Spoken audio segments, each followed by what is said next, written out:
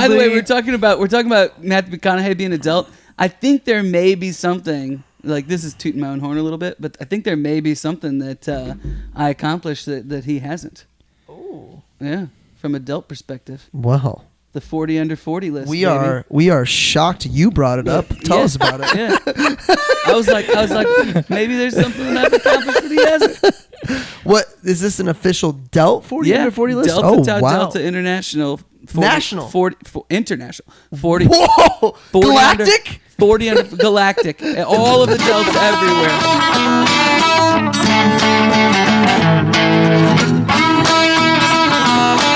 Welcome to The Cover, where three Hoosier friends judge books by their covers and movies by their trailers. That's right. I'm Brett, here with my fellow Indiana natives, Remington and Marcus, ready to dive into the stories that keep us up all night and occasionally put us to sleep. Whether you're a bookworm, movie buff, or just here for the witty banter, we've got you covered.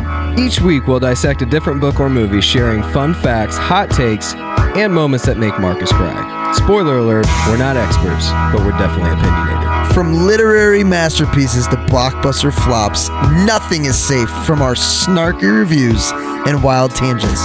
Who knew Hoosiers could be this entertaining? So grab your popcorn and reading glasses because we're about to embark on a hilarious journey through the pages and screens that shape our lives. Or at least our weekends. You're listening to The Cover. Let's get the show on the road before one of our kids wakes up. Am I supposed to listen to our podcast on all the channels? Am I supposed to do that? It would give us more listens. I definitely start each episode. Subscribe. Yeah, make sure. Subscribe, download. That's just too easy. I was wondering if you could, if you did just put it on repeat, would it just continue racking up views? I don't know. Yeah. Yeah, but like I said, I think the algorithm figures out that you're doing that, and it just counts it for one user. Yeah. I love how you looked at the guy whose podcast you watched to find out you could put video on Spotify and told him that you can put video on Spotify. I was telling Marcus. Thank you. I knew. You didn't know. Hey, let's talk about Greenlights. Let's talk about tequila. Let's talk about the Delt. The Delt? Yeah. You're proud of that. Badge man. of honor. You should be. Will Ferrell and Matthew McConaughey. Let's go. That's pretty. Where Vince Vaughn? If he wasn't I don't a fraternity think so. guy, he would have been a Delt. I think if he was one. Yeah, I have no idea. Just saw a movie with him about this girl that makes millions of dollars stealing coupons. Who? I liked it. Vince Vaughn was in it. I like how Vince Vaughn plays Vince Vaughn in every movie.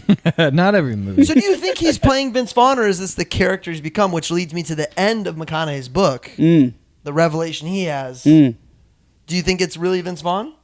Or do you think it's just he's stuck in this, that's who he's got to be? I mean, I just said he acts the same in everything. You except actually said maybe he is Vince Vaughn, but yeah. Yeah, I don't know. Maybe that's Vince Vaughn. So we're driving. I've never hung out with Vince Vaughn before. I was having this conversation with Kelsey on the road, and I was talking about how I just love Matt Damon movies. Like, I love everything he's in, and she's like, "Oh yeah, he's so funny and so chill." She starts describing him, and then she says, "You know, like The Other Guys." I love that movie. I'm like, "You're talking about Mark Wahlberg."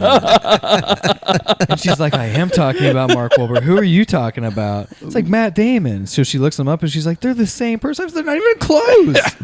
I love Matt Damon movies. And Mark Wahlberg movies I like too. him. I like him as a producer more than I like him as an actor. There's only a handful of movies where I'm like, yeah, that's really He's good. gone on such a run of just doing a lot of movies. I actually am having a hard time thinking of the last movie where he was like not silly that I loved, but I know they're out there. He's in a movie called Four Brothers where he's pretty straight laced in that one. That's Shooter. And then good. the one that like Fighter, I really like him and Christian Bale in. I was just thinking about that. Well, I just watched his new one, Arthur the King. I just watched that. It was Who's pretty that? good. I watched it on Who's the new plane. one? Bale or Wahlberg. Wahlberg. Okay. Yeah, it's I about haven't doing seen this adventure race and this dog. I mean, it's just an okay movie, but It's based on a true story though. yeah. The Fighter I thought about just today because I was re-listening to McConaughey. He talks about Dallas Buyers Club, and I'm like, that reminds me of Bale in that movie. I think underrated Wahlberg is the Instant Family. You guys ever see that? Where they adopt kids. They adopt 3 kids. No, I haven't seen that. Him and who's the comedian lady? I can't remember her name, but it's really funny, really good. That comedian lady. Yep, she's great. Whoopi Goldberg. No, not Whoopi. not Whoopi Goldberg. Italian Job. She's the one that's in see, those Neighbors. are popcorn flicks though. Like he's not going to win an award for that. I feel like he's fighter capable though. of it, though. Fighter. Ooh, Yeah. we bought a zoo. Is that That's Paul Wahlberg? Damon. That's Matt Damon, Kelsey. I thought you were I kidding. wish you did. However- I wish you did that on purpose. No. That's a great movie. One of my favorite Born quotes. Of, Supremacy, Born Ultimatum, all of the Born. one of my favorite quotes of all Wahlberg's time. awesome in those. 20 seconds of courage. Just takes 20 seconds of courage. New book tonight is Greenlights by McConaughey. However, what's new besides McConaughey? What's going on? What do we got? Can I tell my story about the what we're drinking? Oh, Yeah. you said this is how you found the tequila. Yeah, I feel like that's in the what's new because it Let's do happened today. Which our unofficial sponsor tonight is who? Pantalones. Oh, let's go. Pantalones. By the way, Pantalones. I thought isn't that To Spanish pantalones. for pants? Yeah. So I thought in the text you just meant I'm bringing my pants. I was like, well, that's We good. did the checkpoint. So Oh, no, shoot. We should all bring pants. Okay, so Pantalones. This is the añejo version. Be careful saying that. Añejo. I don't know. It felt like it might get off the rails. Okay.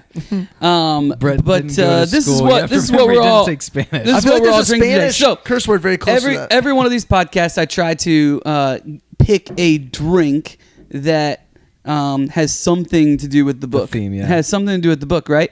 So I go to Total Wine today, and I've got a $50 gift card that somebody had given me for my birthday, and I go straight to the tequila aisle because there's multiple times in this book where he talks about getting a double tequila on the rocks. And one of the times he says double Cuervo, and I was like, I'm not freaking drinking Cuervo. But Bougie tonight. yeah, bougie, very bougie. So I go over and I'm like, well, maybe I'll get some Cuervo and I'll get something else also. And so I go look at the price of the Cuervo, and the attendant or whoever the guy was that tells you about the alcohol comes over. He goes, "You finding everything okay?" I said, "What? I think so." He said, "Well, if you want to try anything, we've got some stuff that's open over here. The new McConaughey stuff is open." And I said, like, No "What?" way. I go, "Are you serious?" He's like, "Yeah." I said, "He's got his own tequila?" Yeah. He's like, "That's what I want." And then I told him that we were doing this, and then he takes me over and shows me that sign I took a picture of. It's him and Camila on motorcycles with no pants on. Yeah. That's awesome. Pantalones. And after reading this book, it's like You that's get it. the most perfect That's the most thing good- I can think of. Wait, so did you? This reminded me. So we should Greenlight. we should have a QR code so that guy could have totally downloaded the episode, and that's Oh. a missed Dude, opportunity. you know So what you need you to go guys back need? to Total Wine, and I guarantee is not called an attendant. Well, I first. don't know what he's called. Well, I I was thought about we to were in 1984 for a second when you said gas that. attendant. Like, do you fill your gas tank afterwards? Come on now. Come on now. You guys need to get. I've got. So anyway, Pantalones dot card, tequila dot is card. new. That's what's new. Die Hard. Actually, no. I already have a dot card. I can Ooh, I will- connect the QR Oh, code, yeah, those are or cool. it'll that's go cool. anywhere I want. Yeah. Yeah. If somebody has an iPhone, you can just put it next to them, and then they can download your contact information anyway. I need to add. But the a contact link. for the podcast. Ooh, I need to create the link tree with all the ways to listen once we Yes. get it on Yeah, YouTube. yeah, yeah, Okay. yeah. Wow, listeners, I'm really glad that you know our You guys to-do are now list. part This of is this. great. Okay. Well, if you want to get one of those done for us, we If have you'd like to 0 time. sponsor the show and maybe work for it, Oh, you could work for us. That'd Well, be fine. we don't even have an email address where they can find it. Not when I say Ooh, work. that's a What I good really, idea. what I Your really email mean, address. what I really mean is intern Yeah. for free. For free. In fact, you pay us. It'd be a great experience. I will tell you this. You might not learn anything. That's a really great story It was to great. kick things off. Yeah. That's I bet your jaw just I just dropped. thought green light. Green That's what I light. thought. That's right. I texted Green you guys. Green light. It is, by the way. Title is Green Lights, Green lights. plural. Well, yeah, but Green Yeah, but light. in the, That in the was book, a he kept green saying light. green light. Yeah, true. Yes, for sure. Just want to make sure the listeners, if they search green light and nothing pops up, I just want to make sure they find it. Clearly, could Wow, happen. that is Well, a I think great in the host. synopsis. That's a great host I right think there. in the synopsis. I'm a we'll man of the get people. there. I read first I have to come up with 9 words. a year ago, and then I listened. Rem, you listened and read. I didn't read. I listened twice. You I listened really, twice? yeah. I Okay. asked you for the book and you never brought it. Truth be told, I asked you same day while you were already on your way. Wow. Oh, okay. I think you just called him out. You were at my house since then. No. Where my library You were is. at my house. The book is at my house. Marcus has a book. Marcus listened and then Hey, read. I'm dedicated. I went and bought the book. Okay. Nice. Yeah. I also own the book.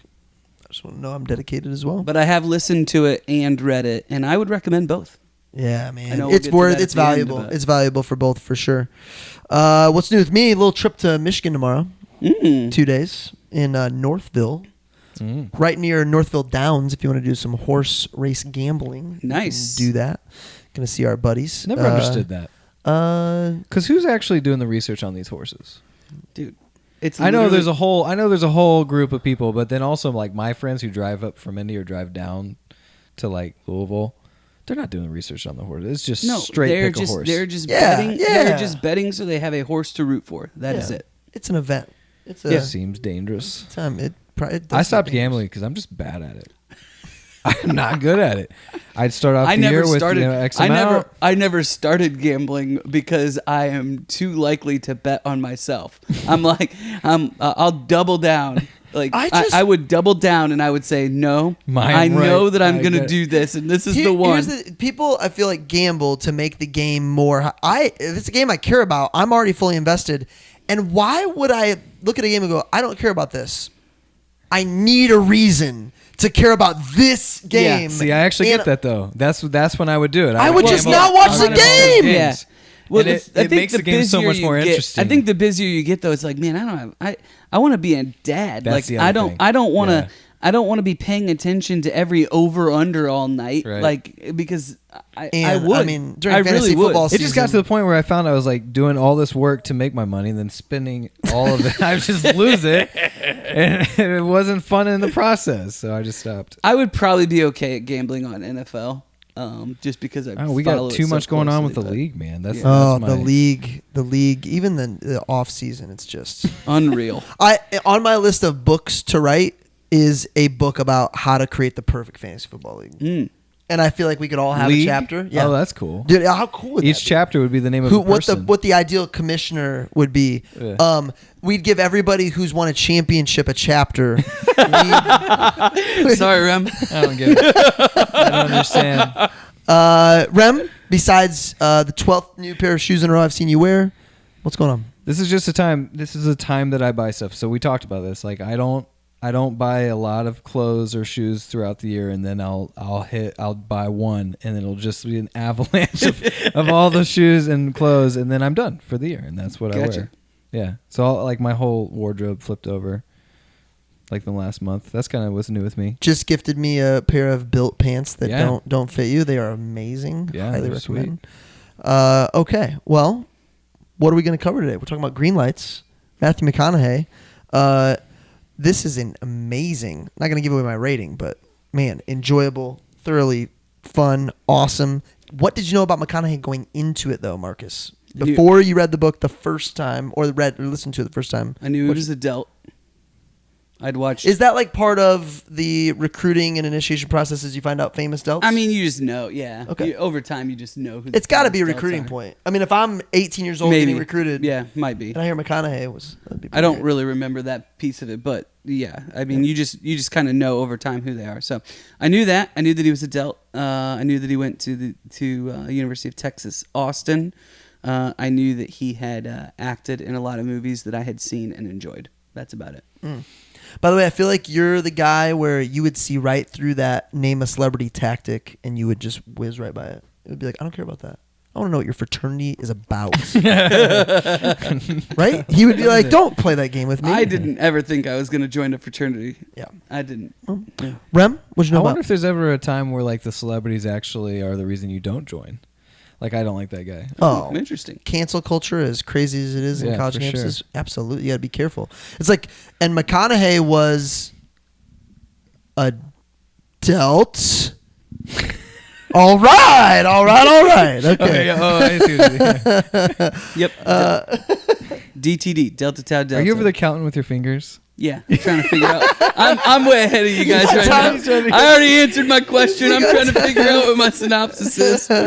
I knew he was an actor that I liked. I really liked him most recently in his newer stuff, but I even liked him in his chick flicks the first time I saw chick flicks like too. The Wedding Planner was like our family rom-com. We loved watching that, so I watched it over and over again. That was probably the first time I saw it. Then when I got into like screening movies, like I was super bougie in college, I thought I was gonna be, the next Ebert and Roper. I think that's what everybody does in college. But like that's when I watched Dazed and Confused and some of his older stuff, and I was like, I kind of got into some of his better films that weren't just rom-coms, and I love that he addresses that in the book, like kind of reinventing himself, because I think some actors just stop there. Like they are what they are, and they make their money, and they just kind of are okay with that, and they know that if they wanted to reinvent themselves or have people take them seriously, it's probably more work or effort that they're willing to put in, and maybe it won't work. So then they just ruin the reputation. He's like, I don't care. Yeah, I love that. We'll get to it, but I love that part of this story. Yeah. And by the way, that's like in the last couple chapters. Yeah. His whole life is leading up to that point. He doesn't focus on like his most recent endeavors, which is where he won all his awards, until like the last chapter. But yeah. I loved where he spent time in the book.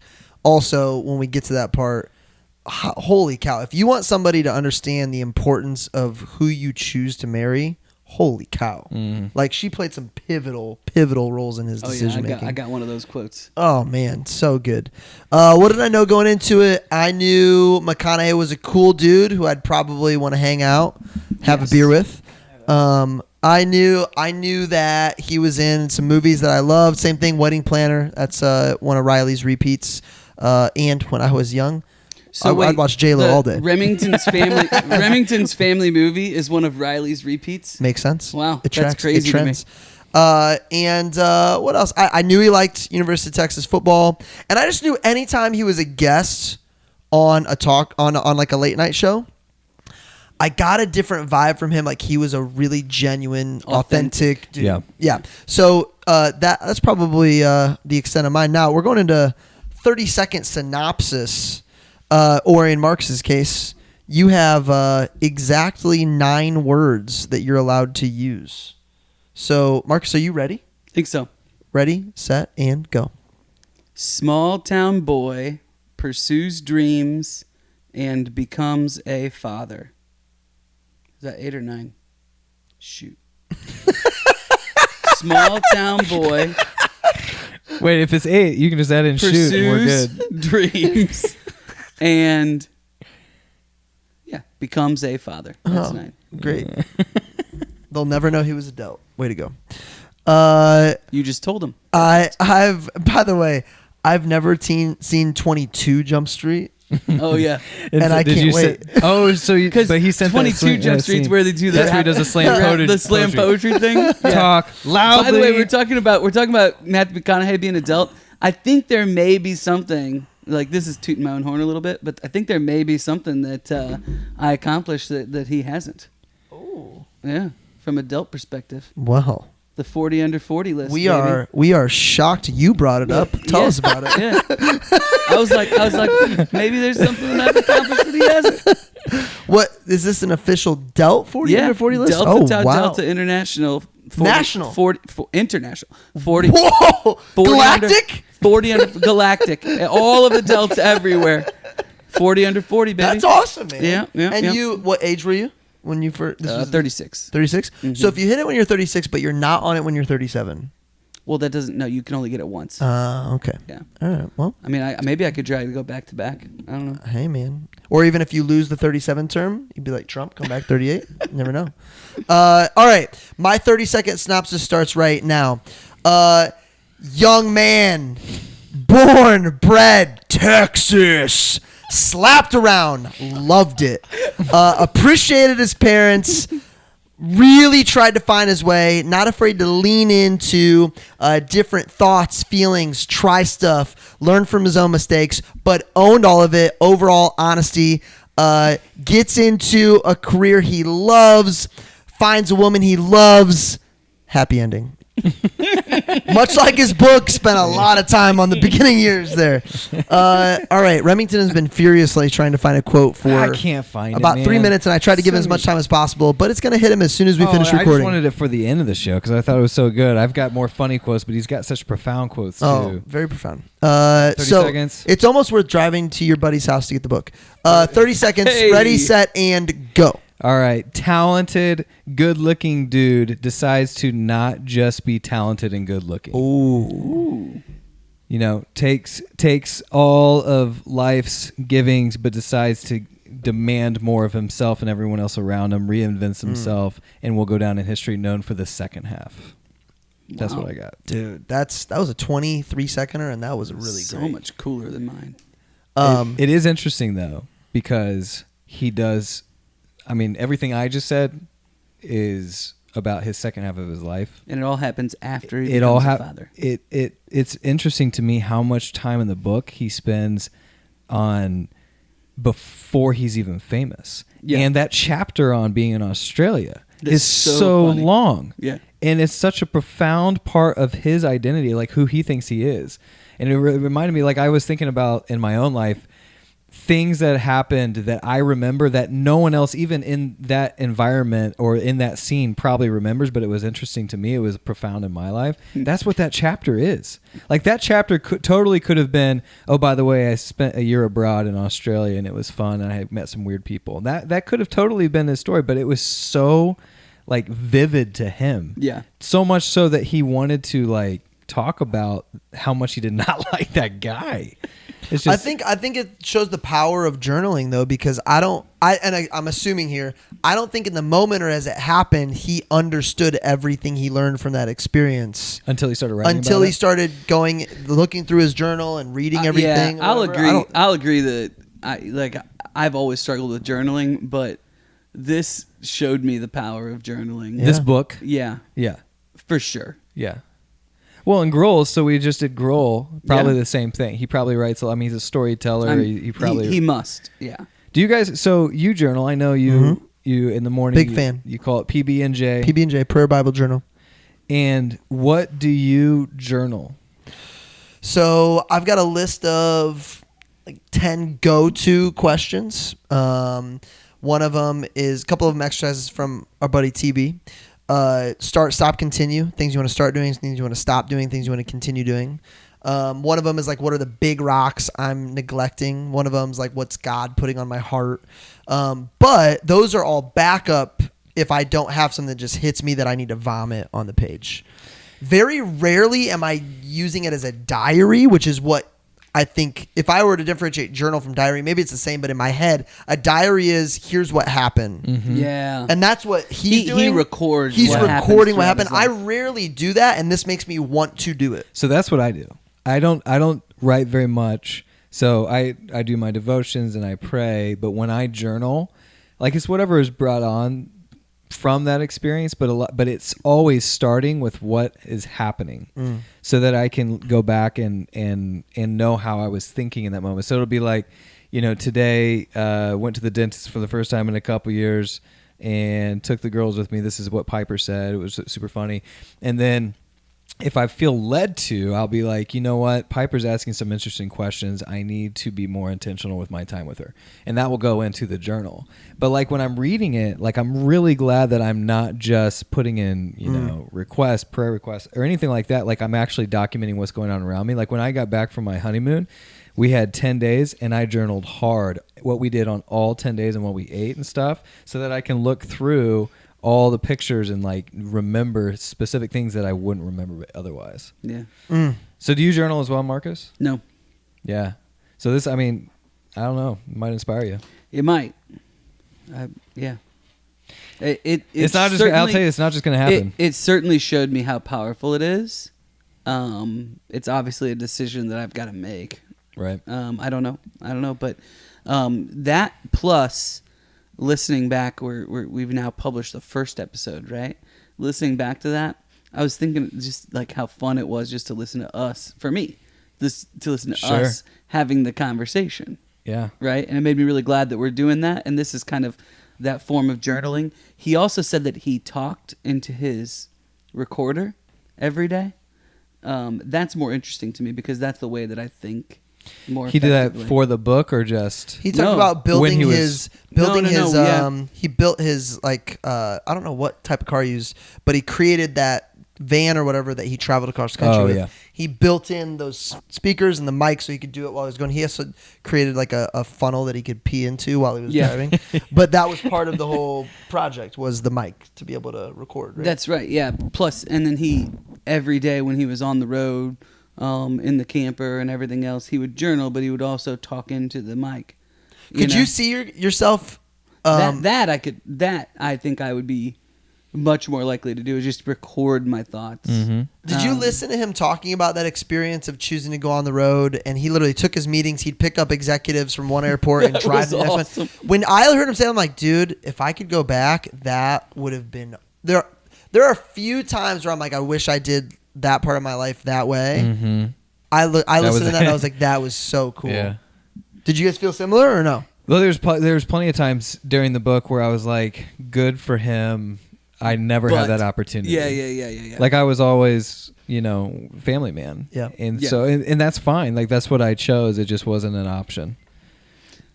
Yeah. There's a lot of sacrifices you make, and you can kind of live. I've become more comfortable living vicariously through others, like being happy for them.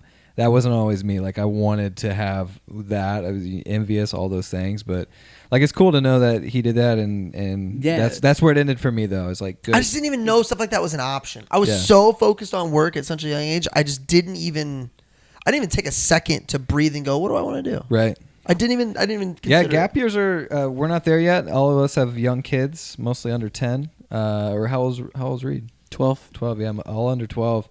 But A sabbatical apparently, will be gap years are way more popular now with this next generation. Yeah. Well, they used to be popular too, or encouraged. But I think they should. we From everything didn't. that I see, I'm actually kind of all for it if you do it the right way. Dude, I don't know if I'd never get Riley to do this, I don't think, but taking a year off and Just taking off. our family and go. I would Yeah. love to Like move school, somewhere. homeschool, everything. Move to Italy for a year. Oh, dude. Yeah. I don't like what I don't know. It just feels right. I mean, it's the most. So I mean, how old is he? 50. He's 50. He's 50. Well, when he writes this, he's 50. So he's I don't 50 know years how- old. He spends the majority of his time for writing in this book on 1 year of his life, and it's his gap year when he moved to Australia. Like the most that he documented was that time. Now, I don't know. I think that's by design. Like the memories that he made there and what he chose to focus on. Well, and that time in your life Yeah. is so Before, formative. yeah. It's so that's when you do it. specific time is so formative. That I think that's what like really spoke to him. He learned so much about himself. So we were definitely vibing with him with that. I think we all looked back and could go, man, I see where he arrived at that decision to do that. What else resonated with us within the book? What did we look at and go, oh man, that's relatable. That's me. I know for me, what I think about all the time, my kids having an easier life than I had, and how that's a very slippery slope. Mm. And I love the upgrading that I had and how tough some things were. But one thing I wrote down was, we make our kids' lives so easy, we steal away from them the opportunity to learn new lessons, explore and experience hardship, which would mold them into amazing adults.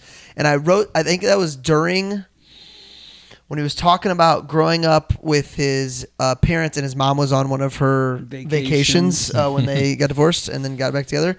But it was when his dad would leave for work at 6:30, and he would go to that steel yard or lumber yard and steal And make all the that plywood. big And treehouse. but he talks about building a treehouse, and I don't know. Does he really remember how tall it was? I don't know. But he says Listen, it's 100 feet in the air. If It's how most he of this remembers it. stuff wasn't exaggerated, Sure, then but let's say it's 50 feet in the air. Like I'm like, oh my gosh! But all that time, like I think about all the today is a good example. Every summer, the fire department comes to our neighborhood and goes to one of the cul-de-sacs, and they're testing. What they're doing is they're testing all the fire hydrants, but they make it fun for all the kids, and they spray everywhere, and they let them use the hose and everything. And Willow really wanted to go. And it's basically our backyard butts up to the houses that are in the cul-de-sac. And Riley's gone. She had Mom's Night Out tonight. She took Rose. I got the twins and Hazel. I got Hazel down. I got one of the twins down. And Willow's like, what if I don't know anybody over there? And I'm like, babe, I can't go. Like, I can't go over there. And she's so scared. I'm like, dude, I know one of your friends is over there. I'll stand right here, go. Yeah. And if they're not there, come right back. No big deal. She will not go. So I go put the next twin down. I come down. She has her bathing suit on and she has a towel. I'm like, what are you doing? She's like, I think I really want to go. I'm like, you got to go. She's like, will you come with me? I'm like, I can't. She's like, I love mommy and daddy. And I'm like, you got to you're going to regret not going. So she goes, she's there. She's having a blast. I have to put the next kid down because we made a bunch. And, and then, but while I'm rocking one to sleep and I'm like, dude, I hope she's okay. Dude, that's what happens. Like your kids get older and you trust them more, but then they're gone for 30, 35, 45, an hour, and you're like, this will be okay. Yeah, exactly. And I can help be like, God, like I know you're always taking care of her, but like this would be a really good time. It's just crazy, like where you're born and where you're raised. Like I grew up where we were outside 100% of the summer, going from house to house in the neighborhood, playing in the yards. What was the rule at your house? When did you have to be back? Were there instruments of dark? Dark. So what's dark? Street lights come on? You know it. Yeah, you just know. You just know it's dark. What about you? I don't know if I had like a set time. It was more. Your parents trusted you a lot. You were the trustworthy kid. It was more. It was more like whatever I told them, I better be home at that time. You know. So you're asking what resonated. I think he's just super opportunistic, even from the get go. Like now, I mean, you've seen his speeches and how he really. The only thing about his speeches is he definitely thinks a lot of himself, like the way he talks about being his own hero. But I think that gave him a lot of flack. But to be honest, like I really think he really thinks that way. He dreams. He's a big, vivid dreamer, right? And he's super opportunistic down to his first like actual role with the movie. He's supposed to be like a side person or even an extra. And they go, cool, we're just going to cast this one guy, and your friend is coming in for the interview. And he leaves and he goes back and he's like, I think you should have, I should be the one that does that. And they're like, okay, well, why don't you give us your best scary guy? Because it was like a horror film. Oh, yeah. And he nails it and he gets the role. And he makes the secretary cry. Right. Yeah. And so like he's just constantly in the book and in his life, he's just constantly looking for the opportunity to, and that's what he describes as a green light. Dude, that's what I loved that part of the book, because when we see people who become successful, famous, whatever, it's so easy to even for us, we're all self-made. It's easy for every single one of us to be like, dude, luck, who you know, whatever. Dude, no, he makes stuff. Like he talks about pounding the pavement. I don't want to say not taking no for an answer, but going into situations. I remember the one where he wants to play in like maybe it was the baseball movie, but he shows up and like is smoking Angels a cigarette. In the Outfield. It was Angels in the Outfield. Yeah. Was that it? And he just sits there and he's like, and it wasn't the. Oh no, you're talking about Dazed and Confused. No, not Dazed and Confused. It was after that.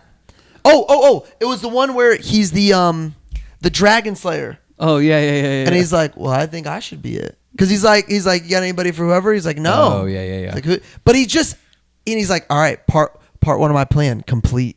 And it's not. That's not the Dragon Slayer. That's for his first big role in A Time to Kill. Oh, A Time to yeah. But it is A Time to Kill. Yeah. He's like, the He tells Schumacher, right? That's who did it. He tells Schumacher, who's gonna be Jake Brigance. No, it's not Jake, is it? Jake Brigance is in Time to Kill. Okay. Who's going to be Jake? And then... Oh, that's a good story, too. And then because he says, who's going to be that? Right? And they didn't have anybody yet. He's like, well, I think I should do that. And then he gets laughed at. Yeah. Right? Yeah. But then they land... Well, they had Sandra Bullock, right? Yep. And she blows up. And because she blew up... They said, oh, she could actually carry it. Which, by the way, if you've seen the movie... She is a minor role. Like, that's not a big role. Carry that role. Well, she carries people getting to the theater. I think that's their main priority. Let's do that book. That book's great. Oh, Time to Kill? Yeah. That's great. Well, here's what's crazy about that story is like it was, and I didn't Woody know Harrelson? this. Yeah, Woody Harrelson was cued to be them, but John Grisham friend had gotten had killed. approval because, and this is the part I didn't know, that book is based on his life. Like he is Jake Brigance. He was the lawyer. Oh, no way. So he wants to approve this. Well, Woody Harrelson had just gotten, he just nailed a role where he was like the bad guy, basically. And they're like, we're not going to cast you right now as the hero of the Grisham novel. No. It's even worse than that. It was a trial. No, It was, the Woody Harrelson's character, and I can't remember what the movie was, inspired the murders of this Natural guy. Born Killers. That inspired the murders of a guy that was John Grisham's friend. Yeah. And John Grisham said, no, Woody Harrelson can't be Jake. Yeah. And so that's he got the green light. Yeah. And then they bring him into screen test. And there's that cool story and that's about like if you know that going into it, like if you don't know what's going on behind the scenes, and there's like a 0% chance that you're going to get this role, and he doesn't care. He just does it anyway. Dude, Dallas Buyers Club. We're filming in the fall. No budget, no anything, whatever. I mean, we've really, all been there. No money. Dude, it was so cool to hear all those stories. It reminded me that I should never expect it to be easy. Right. Like I should never expect it to be easy. It's never just going to come to me. More money, more problems. I liked just how self-reflective he was. Very self-aware. So extremely self-aware. He blows up with A Time to Kill, right? Or maybe it's Before A Time to Kill. That's his first big break. I think it's Before A Time to Kill when he's been in like Angels to the Outfield and a few of these other things, right? And then this is page 134 if you're looking it up over there, Rem. But he blows up and he's like, oh, I better start taking acting classes, right? Yep. So he starts taking these acting classes and he's getting a ton of auditions. And he's not getting any callbacks. And he's not getting any roles, right? And he says, the new intellectual exercise had me getting in my own way. And gosh, that one was very relatable to me, is because there's just been so many times throughout my career where it's like, just do the work and do it the best you can and do it the way that you know how to do it. And then show up. Versus like, and show up for people, love people, like do it your best, right? But often like we'll be taught something or we'll read the newest book or the newest business book or whatever, and we try to implement that and we overcorrect and it just you're thinking falls on its face. Yeah, as soon as it's like you're thinking about these things that you learn versus just doing and being. And I think that earlier in the book he talks about having the truck versus the sports car. And he says when I had the truck I was engaged. That was really good. That was really good. I engaged when I bought the sports car. He had to work for it. So tell that story. So he's grown up in high school. He's the popular guy, prom king. He's got this old beat up truck. He'd take girls in it to go mudding after class. He's got the loudspeaker in front with the microphone in there that he's yelling into. He's catcalling girls. He's Daisy's got on some tight pants today, whatever. And then he sees this sports car, T-tops, and he's like, I traded my truck in. I stopped parking in the front row. I parked in the back where nobody could dent my car. And I was leaning, and then all of a sudden, the girls weren't so into me. Yeah. And he just talks about losing the hustle. Everything, right? Yeah, like, losing the hustle. And he tried to let the car do the talking for him instead of like him actually. He said, I started leaning when I used to be engaging. And then he trades it back in, and everything gets well again. I feel like this is kind of a theme in many ways. And it's happened to me a ton, right? Where later on he has that wrestling match that's in Africa. Yeah. Right? You remember this? Dude. Right? He's got I wrote this down as relatable. He has this wrestling match. He's on this big high. Everybody had chanted his name. He goes to bed. Dowdo? I don't remember. Dowdo. Page 204 if you want to look it up. He made up his name. No, they made it up for him. It was like White something. Well, no, but David. He made up the name David while he was in Africa. Anyway. Oh, yeah, that's right. Because he didn't want people to know who he was. Yep. Anyway, he's on this high, and he goes to bed, and he rolls over at night and spits a loogie out. And it comes right back in his face. Because he didn't take the net down. And he says, he basically says, nothing will bring you back down to earth faster than spitting a loogie right in your face. And I just feel like there's like so many times in my life where I get like really high on myself and spit a loogie right in my face. This picture of him, he's got 3 braids in his beard. Oh, yeah. But that's true, man. That's the quote. Nothing will bring you back down to earth like spitting a loogie in your own face. Honestly, there were so many relatable moments. One that hit me hard was, and we talked about this walking up, his dad's reaction to wanting to go to film school. Where he says, well, there's a long pause, and he's scared to death because earlier in the book, he talks about his brother, I think Pat, calls him. He's like, hey, buddy. About UT or SMU? What are you doing? And he says he's going to go to SMU. He's like, oh, man. Oh, yeah. And he's like, hey, just so you know, Dad would never tell you, but SMU's private, UT's public. Like, he's about to file for bankruptcy. Like, he's not gonna, he can't pay. So McConaughey picks UT, no questions asked, never tells his dad. But then his dad's clearly praying for his school. He calls him. He's like, I want to go to film school instead of being a lawyer.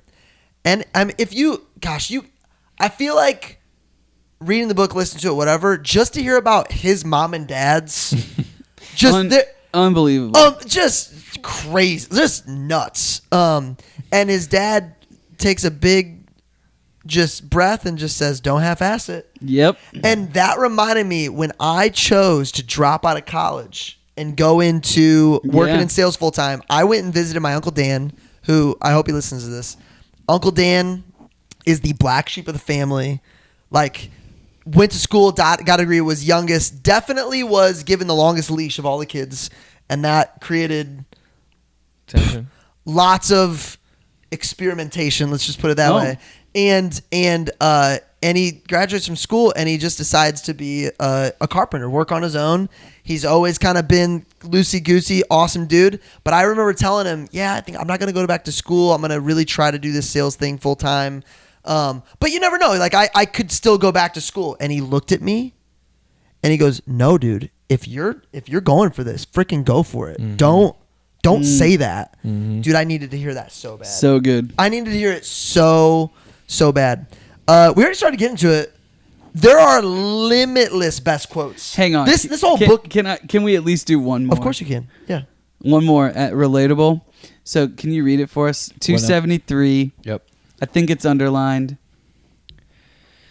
What's it about? It starts as a parent. If you're a parent, then you know that there are questions our children ask us. As soon as the words come out of their mouth, we know we better have a great answer because what we say next is going to be branded in their memories for life. I just thought that was so good, so relatable. There's so many times where my kids will come up to me and they ask something. It's like, man, I better get this right. And you try to think of as many of them ahead What do you do in that moment where you know it's an important thing, where you know it's like, I need to get this right, and you don't know what the right response is yet? What's your response in that moment where you need a moment yourself to decide what is the correct way to respond to this? What's your response? It's like Sales 101. Man, that's a great question, bud. And I might even say I feel like I've got the right answer, but let me really let me think about this. Let's talk about this deeper. Yeah. And I may even schedule time like with my kid to specifically hit on that question if it's that important. Yeah.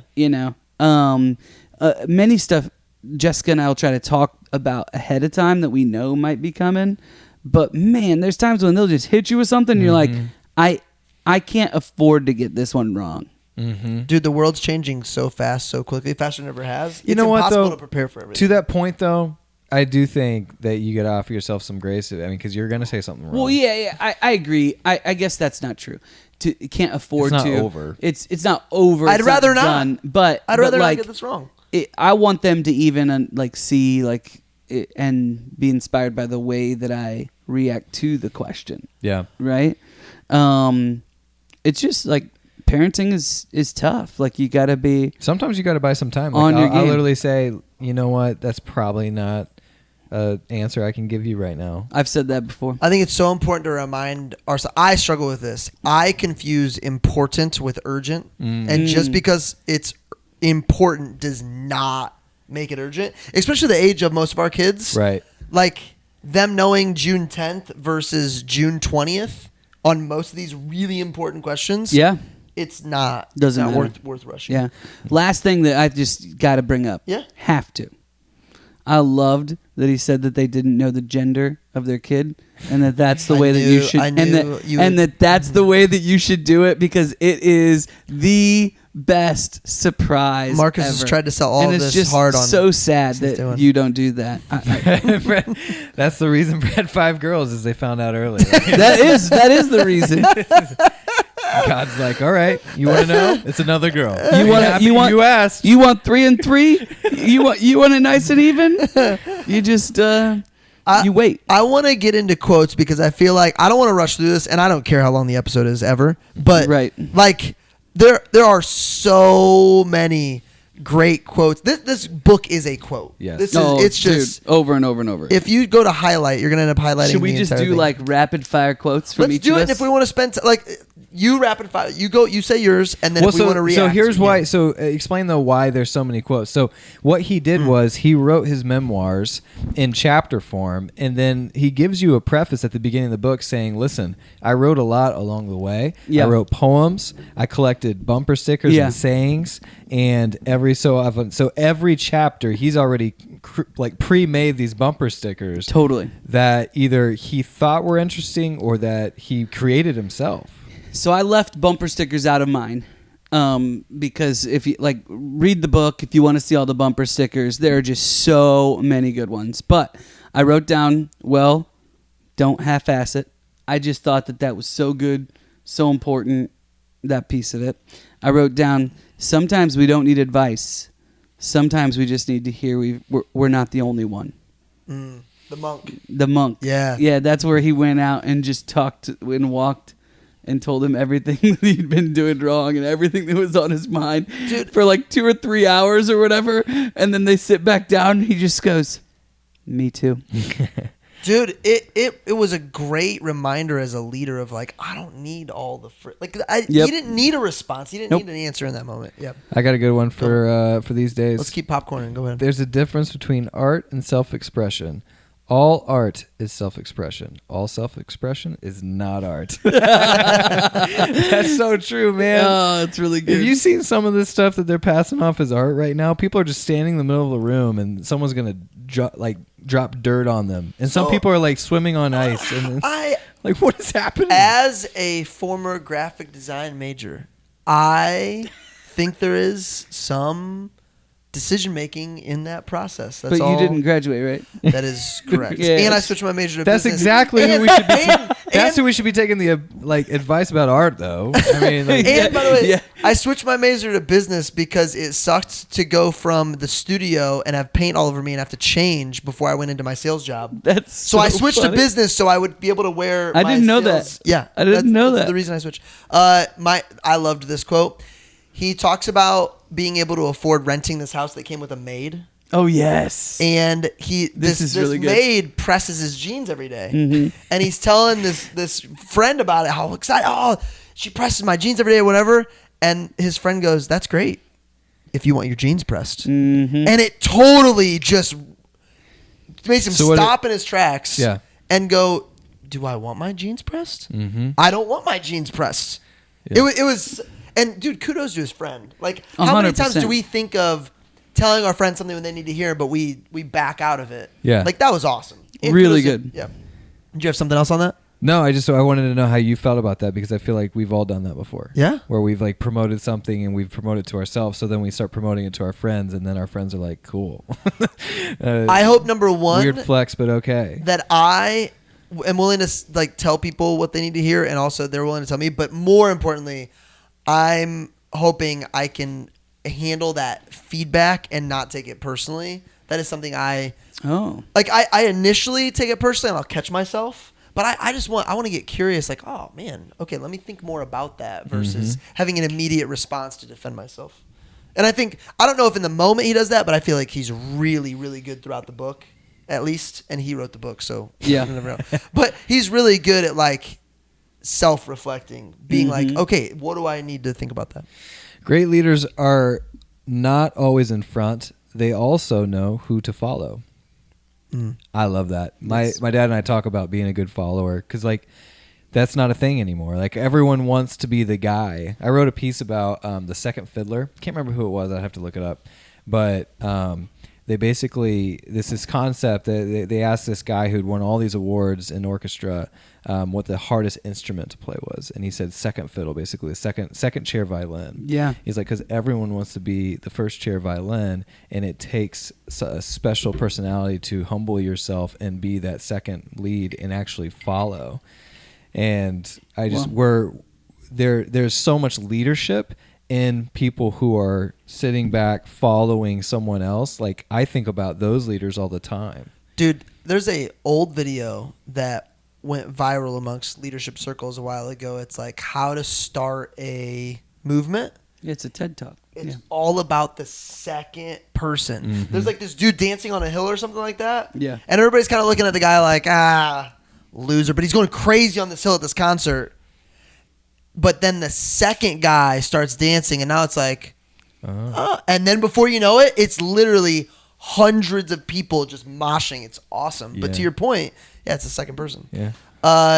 A man addicted to ideas needs starvation. A man addicted to truths need be fed. That one, the first half of it, the need starvation, like, man. That's biblical. It is. Oh, biblical. dude, 100%. Which I guess now that you said that, I'm going to share the quote that I was going to wait to share. He says, I am responsible for fate. Do we agree? No. Okay. I'll entertain this. Hey, please. Wasn't expecting this on the third podcast. Hey, do we agree? Is there any level of which we agree? Say the quote again. I am responsible for fate. I mean, we were getting so no. By the way, let's include this. McConaughey is clearly believes in God. Right. I would say believes in Jesus. Is actively pursuing his relationship here's with what God. here's what I'll say about him and most people that are in his stardom is it's God and. So yeah, well, we believe in God, we believe in Jesus, and a bunch of other stuff. Yeah. And you can see that from his works. Like Sure. So fate, I would say this. Personally, if we're getting super deep and talking about God and predestination, if you believe in an all-knowing, all-powerful God who is there from the beginning, who is eternal, you have to believe that he knows everything that will ever be. And so if I'm going to have a part in that, he knows what it's going to be. But I mean, I always cling to like the whole passage about Noah. Like Noah found favor in the eyes of God. God always knew what he was going to do, but because Noah acted in faith, God rewarded that behavior, and Noah had to do that in order to earn that favor. And so, can we control our own fate? That's a loaded question. But I don't think that's what he's saying, though. I don't think he's saying I'm in charge of fate. What else is he saying with that? He's saying I am responsible for fate. I think he's saying I am like the way if I were to we are responsible. I am responsible for following. We're responsible for obedience. We're responsible to pray. He's taking responsibility for his life. Is that what you're saying? I don't think so. I think he is closer to what you're saying, which is I'm responsible for being obedient. Mm-hmm. To like, right. I do have a responsibility within that, right? Because that's a tough thing. Like, if I'm gonna pray, if God's already decided everything He's gonna do, why am I praying? Well, first of all, it's an act of obedience. It's what He wants us to do. So if He's saying that, I mean, I can get behind that. If that's what He's saying, yes. So where do you, Marcus? It's time for you to unload. Yeah, let's go, Marcus. No, I mean, absolutely not. Ready. I'm not. I wouldn't call myself ready for that. He just gave you a read answer. By the way, Guy, before we start recording episode 1, I'll say whatever. I don't care. Hey, you know what? Well, I don't know that I've thought through Listen this to enough. episode Oh, 1. wait. Listen Just to because it's episode- important doesn't make it urgent. Thank Episode you. 3. Okay. Thank good. you. All right, Marcus, got any more quotes? By the Oh, way, yeah, this is couple more episode 4, that I just so you guys thought. know. Sorry. Couple more that I thought was fun. So I'll set it up with this quote. But now, eager to dance with my devils instead of fight them, I was keen to negotiate the abyss, broker a deal with lack of restraint, and see if I could come out the other side unscathed. Right? So that's right as he's going into this time where he's living in Hollywood, and it's just complete debauchery. Yep. Is the way that he describes it. 2 pages later, right? 2 pages is all it takes, and it's like 2 years, right? But it's like 2 pages later, he says, "quote I needed some yellow lights." Yeah. And it just reminds me, you're talking about the Bible, right? It talks to me about like meaningless. This is all meaningless. In Ecclesiastes, right? It's the same idea. Is that Solomon had everything. McConaughey had everything. He could pursue any pleasure that he wanted to, and what he recognizes is I needed some yellow lights. He talks for however many pages about 1 year in Australia. He calls that his winter. His And red he talks for 2 pages about like basically every green light possible, right? And it doesn't really teach him anything other than like, man, I realized I needed some yellow lights. That's a great quote, especially in the context of everything that led up to that. Yeah. That's a great point. I loved this when he met his wife. She spoke Portuguese. I've never understood Portuguese as well as I did that night, and haven't since. Yeah. I just thought that was wonderful. I remember exactly where I was mowing the lawn when I heard that quote. It was right there. It was right there. Dude, him explaining that entire night meeting Camilla is just like Electric. oh my gosh. All right, I found there was 2 that I could not find. I found one of them. Go for it. You guys might have already said it too. The art of running downhill. Did anyone say this? Not yet. All right, don't trip yourself while you're running downhill. The mountain you want to climb is just around the corner. Don't invent drama. It will come on its own. I thought of many human beings when I read That one is What really good. What a dude, man. You know who you are. And you're not listening to this podcast. Last one I've got. We have to prepare to have freedom. We have to do the work and then do the job. We have to prepare for the job so that we can be free to do the work. I had that one as well. Yeah, I had You that one guys as didn't well. steal the best one. Are you done with your quotes? No, I got more. Oh, man, I got a good one. So this is, I think this is, it's near the end of the book, and I think we can all agree on it, even on Marcus.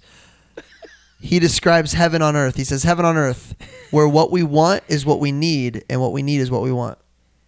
I'm 100% behind that. Oh, that's it's great. like it's kind of like great. Delight yourself in the eyes of the Lord, and He will give you. Yeah, desires it's of kind of your like heart. people are like, well, if you pray for it, you'll get it. Whatever. No, it's like if I have a stance of the correct order of things, and I'm letting the Holy Spirit in my heart, I'm gonna want the right things. I remember I don't know if we've talked about this, but I remember thinking in my mid-20s or early 20s, like, man, if Marcus would have been ahead of me in this and he became a dad, and I was like, I don't want to give up my freedom and all the things I get to play basketball whenever I want, all these things.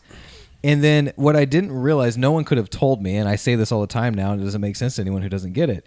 I just don't want those things. When I became a dad, when I became a family man, that is what I desired. It's not that I wish I could stay out and watch the movie or go to the party or hang out for an extra hour. Like sometimes, very rarely though, do I not rather be with my kids and be doing what the family's doing on a regular basis. Like your priorities just change. You don't want those things anymore. That was pretty relatable to me just in the book overall. Him saying all I ever knew I wanted to be was a father. I wouldn't quite frame it that way for myself, but I remember when I was in college, first semester, you go through this freshman week, basically, before everybody else shows up, and the advisor was going around the table with these guys, asking them what they want to do or what they want to be. It's like, I don't freaking know what I want to be. That's why I'm here. So people are literally saying like, I want to be president of the United States.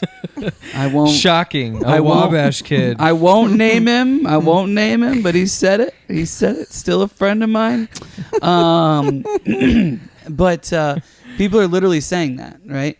And I said, and I remember, I was like, I really just want to be somebody that can help and serve my family and my community, right? Like, I want to be a family man.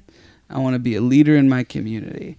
And to me, like, that's all I've ever known that I really want to be, is make a difference, whether it's like in my church or in my community, definitely in my marriage and in my family.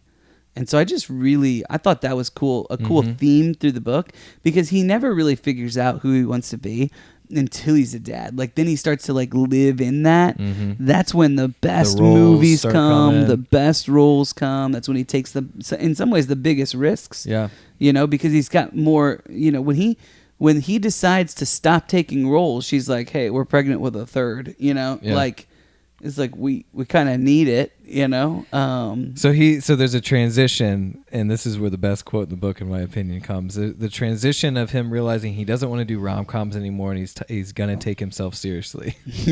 He says, "I've been going to bed with an itchy butt and waking up with a stinky finger for far too long." I underlined that for sure. So funny. That's the best quote of the book.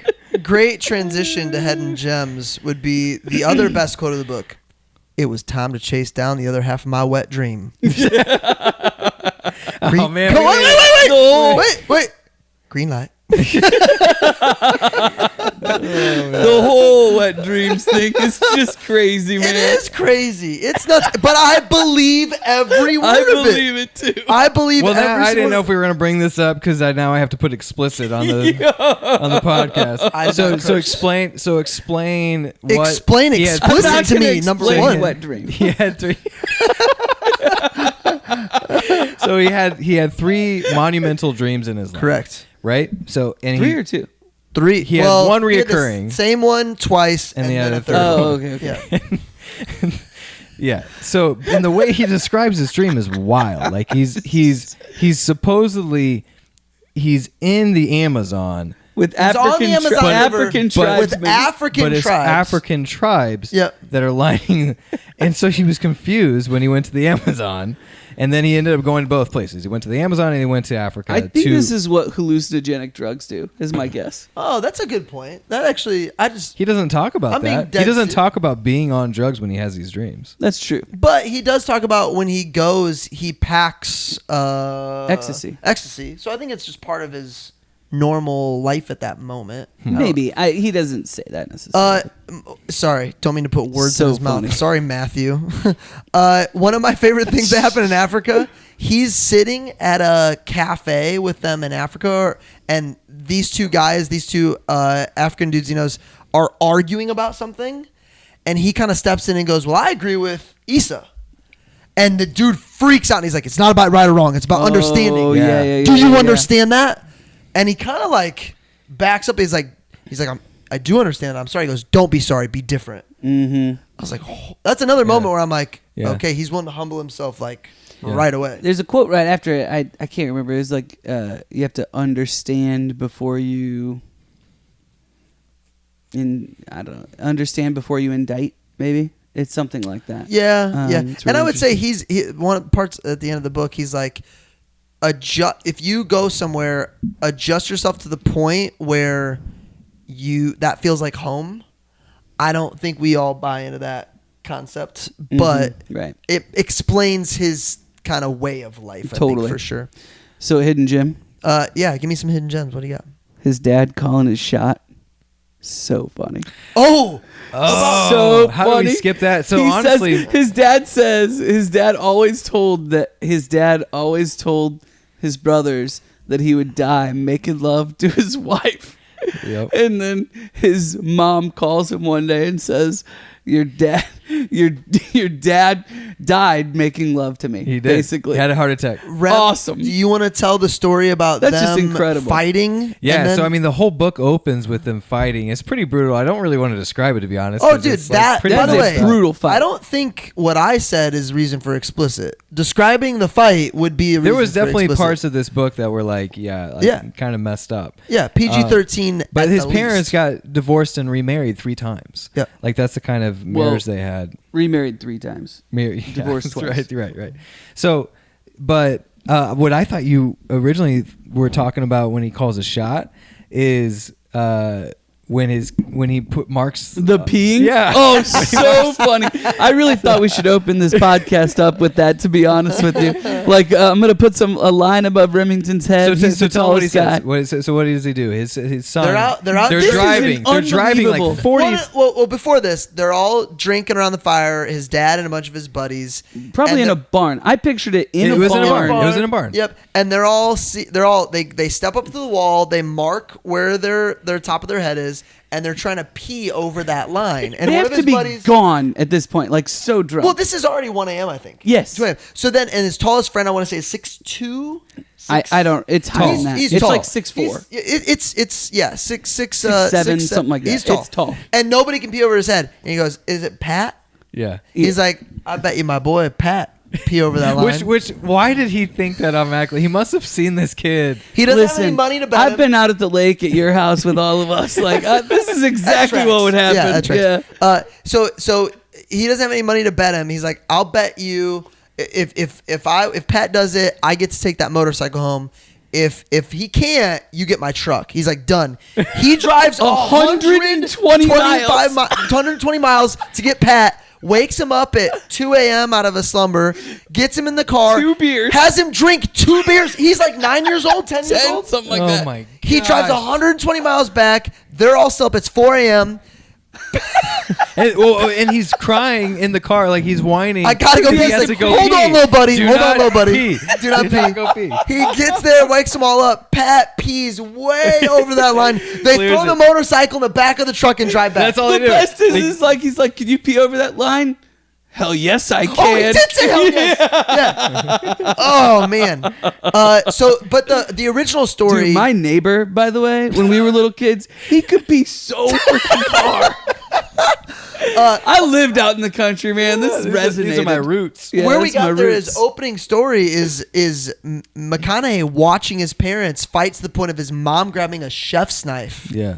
bashing his dad over the head with something. His dad Ketchup. phone, bleeding. right? Ketchup. Wasn't it a No. phone? His dad. Oh, but then his dad's squirting ketchup on his mom, So she couldn't see. dodging it like a Yeah. bullfighter, and then finally his mom starts crying, and they literally make love on the kitchen floor in front of McConaughey and his brothers. Yes.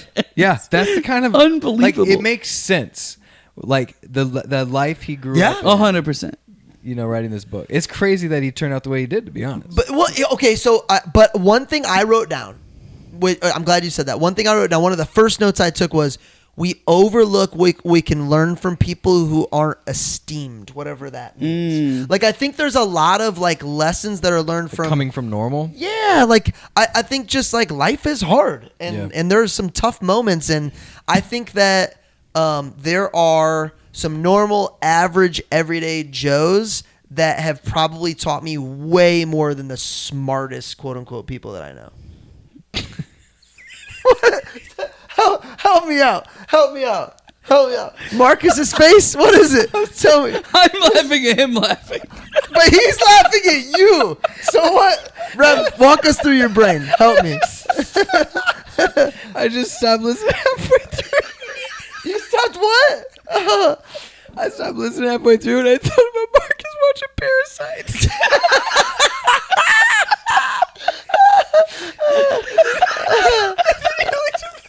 I didn't know what you were talking about. I can't do it. Can't do it. Oh my gosh, we've had these. Oh my gosh. Are we doing any more hidden gems? Oh yeah, lots of them. Okay. How about him going to the deli before and after the weekend that A Time to Kill debuted? Oh dude. I just yeah. thought that was so cool. He was like, He goes Between to the deli being not famous and being only famous, like 3 or basically. 4 people looked at him, right? Yeah. Then that movie came out, and then he went to the deli on Monday, and everybody looked at him, and he was like, This is what being I'm famous. famous. Is like. Yeah. you know. His mom would have. I imagine that's how Brett feels when he shows up at conferences. Yeah. Exactly. Yeah. Yeah, man, you gotta wait till the last. I'm really second sorry I stopped lifting halfway to your. I think you'll like this, and I hope it was quick enough that it's easy to forget. Pat's seeing eye dog. So that's fun. So good. So- we've all done stuff like that. so- too. Oh, dude. we've 100. That sounds exactly the like rapport something and the we would do. synergy him and his brother have. I'm just in So love McConaughey with. and Pat are going to. Pat is his older brother. His older brother. They're at a retreat and they brought their dog and it's a golf retreat. It's a golf trip and the Just him hotel- and his brother. Yep, the hotel that they're staying at. They open the car door for him and the dog comes out. And they're like, "Oh, is he staying with you?" And McConaughey's like, "Well, yeah." And they're like, "Well, there's no pets at this resort." And so McConaughey immediately goes, "Well, that's Pat's CNI dog." And Pat hears him Gets getting out of the driver's gets out seat, of by the the way. driver's side, driver's seat and says, "Here, boy." And he starts Takes reaching the for dog, the car. starts acting, basically plays the part. And what was funny is he goes, and so I started talking to him like he was deaf. But then the hotel And manager the also hotel starts talking to him like he's deaf. yelling. Yeah. So no, the best part of the entire thing is when they're golfing, Yeah. and the hotel manager runs up on him with security With the dog. with the dog, and he's like, "Hey, I thought you were blind. Need your dog." And Pat, without hesitation, goes, "I got night blindness, man." That's a Jim McGowan move. Like I totally pulled that off. Totally pulled that I off. love that story. That was a very good story. I thought the story of him prepping for the Dragon Slayer was so freaking funny. He goes to his brother's ranch. Can I have the book for a second? Yeah. He goes to his brother's ranch, and he has these 4 things that he's gonna do every day. So one of them is prep run. to be. Is it run 5 miles Dragon barefoot Slayer. in the desert? Right. This is on. Yeah. This One of them is just- take 2 shots of tequila as soon as he wakes up. Yeah, this is just ridiculous. Take a double shot of tequila every morning at sunrise before I get out of bed, because he, has to breathe fire, right? Run 5 miles across the desert daily, barefoot. Keep a heart rate below 60 while standing on the edge of the barn's rooftop overlooking a 40-foot drop onto the concrete below. And he's scared of heights. Right? And then run into the pastures every night at midnight and tackle the sleeping cows. And then he talks about how, like, 2 days in, none of that works. He's like, but he I talks- experienced a lot of pain. Well, he talks about getting knocked unconscious because he accidentally tried to tackle a bull, and the bull headbutted him. Oh, Wait, so dude. what book? What movie was this? What book is this? This is Greenlights. No, the movie it's I've Matthew never McConaughey's seen before. memoir. What's the movie? I've never seen the movie before. It's a weird name. Starts with a Z, maybe. Rain of Fire. Rain of Fire, yes. So Oh, here's what's actors. crazy about this. So Rain of Fire, we haven't seen it. It's a 6.2 out of 10. And so and that's just based on IMDb. I'm not sure what the Rotten Should that be our Tomatoes next is. movie? But here's my point. Is like he did all that for a movie that we've never heard of and we've never seen. Dude. And like you're making the right decisions and showing up every single time. Like that's what I took away from that. He fell in love with the process, Yeah. though.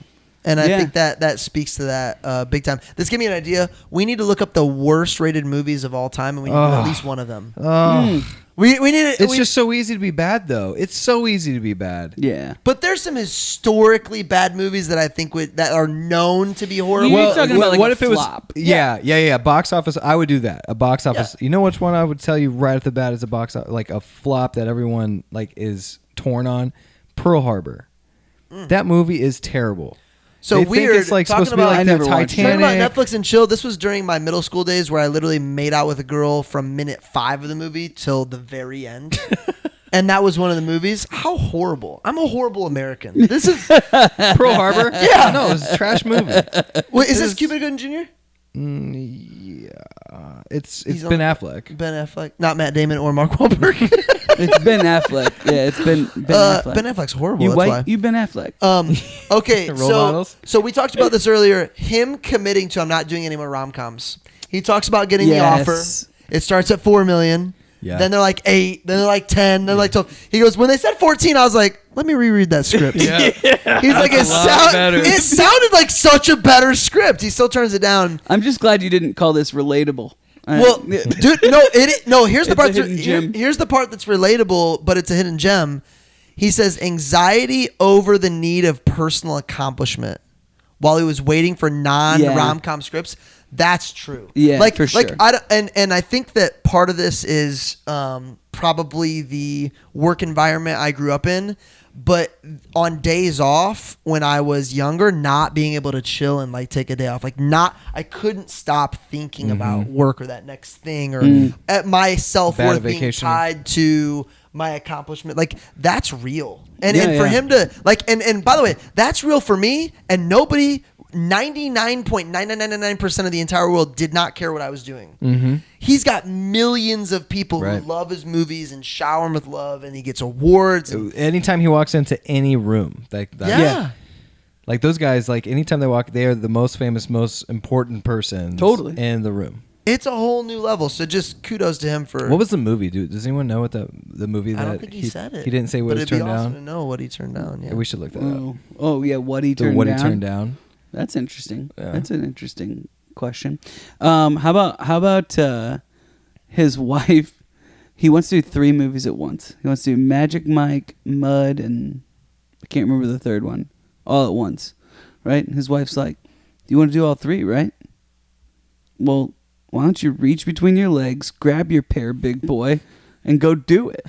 You know? And I love that part because there's times where probably nobody but my wife can like give me the permission to just go for it or tell me exactly what it is What you that I need to hear. I totally get that.